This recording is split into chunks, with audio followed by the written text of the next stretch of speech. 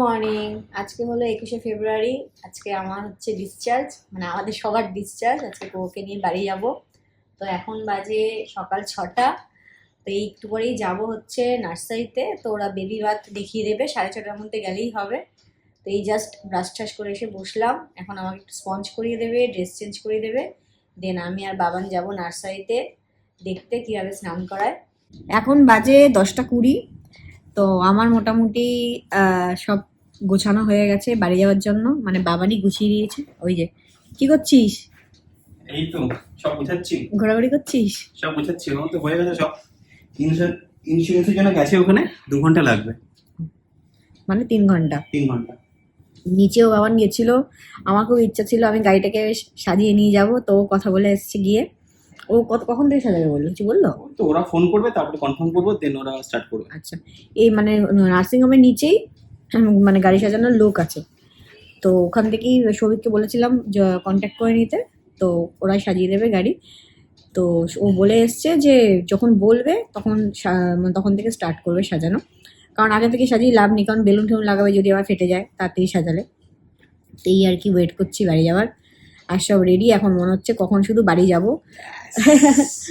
আমার টেস্টিংয়ের জায়গাটাও সব খুলে টুলে দিয়েছে, সব ঠিক আছে।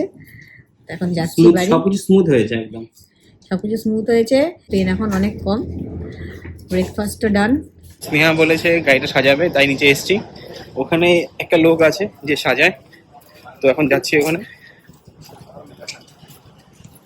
এই তো আমার গাড়ি এখানে, আর ওইখানে একটা লোক আছে যে সাজায় গাড়ি। তো গিয়ে দেখি, কথা বলি কি বলে। তো এখানে নিউটিয়ার সামনে এই নাম্বার আছে, যদি তোমরা কেউ সাজাও তাহলে এখানে আসতে পারো, এই নাম্বারে ফোন করে সাজাতে পারো। তো ওদের বলে গেলাম, ওরা সাজিয়ে রাখবে গাড়ি। জাস্ট আমি গিয়ে কনফার্ম করি কখন ছাড়বে, উপরে গিয়ে আমি জাস্ট কনফার্ম করি কখন ছাড়বে, দেন ওরা স্টার্ট করবে সাজানো। ঠিক আছে, খাটে বসে খাসনি কেন? শরীর ঠিক আছে আজকে? না, আজকে আমি আর বাবার একসাথে গেছি, ও হয়ে গেছে। আজকে আর আমার খাটে বসতে ইচ্ছা করছে না, আমি এখানে বসে রাখছি। ঠিক আছে, খেয়ে নে। তা আমাদের অলমোস্ট সব কিছু হয়েই গেছে, সব গোছানো হয়ে গেছে, সব প্যাকিং সব ডান। এখন খালি বিলের ওখান থেকে ফোন করবে, বললো 12:30টায় ফোন করবে। 12টা 15 বাজে এখন, বললো 12:30টায় ফোন করবে, দেন আমরা বাড়ি যাবো।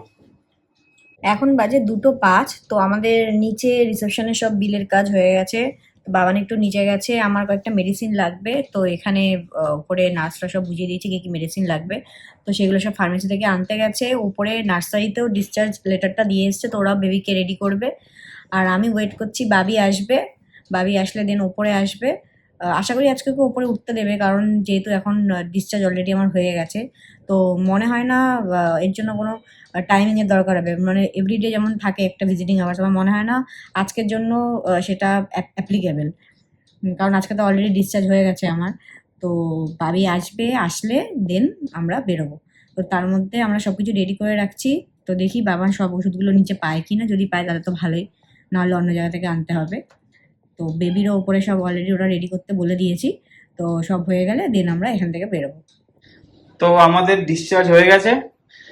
তো এখন আমরা যাবো কখনো বেবিকে নিতে, নিয়ে তারপরে বাড়ি। এসে গেছে। ওপর থেকে কি ফোন করেছিল নার্সারি? হ্যাঁ হ্যাঁ, ফোন ফোন করেছিল, রেডি করছে ওরা। আমরা গেলে আমাদের সব বুঝিয়ে দেবে। ও আচ্ছা, ঠিক আছে। আর রীতি চলে এসছে, ও আসুক তাহলে একবারে যাবো।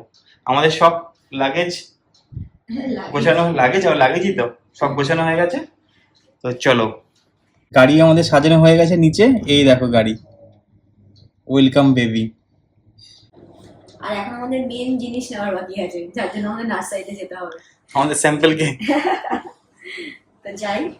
ওই যে এসে গেছে, রীতি চলে এসছে। মিমি মিমি মিমি চলে এসছে। চলো চলো।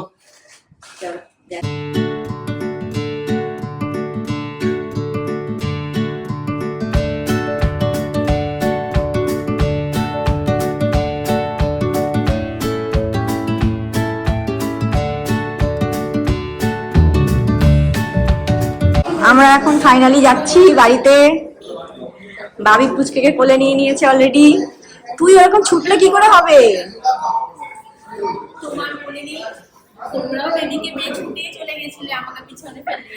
বাবান গাড়ি নিয়ে আসছে।